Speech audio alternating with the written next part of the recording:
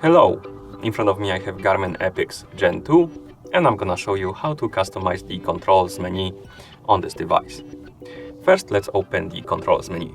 To open the controls menu, we need to press and hold the light button on our watch. After a second or two, the menu should open, and here we have it.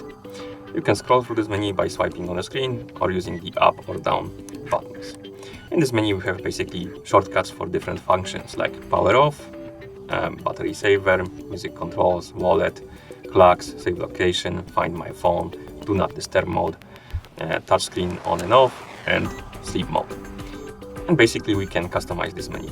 To do it, we need to go back to the watch face, then press and hold the up/menu button to open the menu. Scroll down until you find the appearance option, tap on it. Here, scroll down, select the controls, and now we can customize the menu. We have a list of options already added to controls menu. We can do a couple of things. For example, we can add a new shortcut, so we can scroll all the way down, tap on add new, and select the shortcut, for example, airplane mode. Then go back. The airplane mode was added, so if you go back to the watch face, open the controls menu, you can see that the airplane mode icon was added, like this. Okay, let's go back to settings, appearance, and controls. Another thing we can do, we can basically remove the shortcut. So for example, we can remove the sleep mode. To remove the shortcut, tap on the one you want to remove, scroll down, select the remove option, and it's gonna disappear.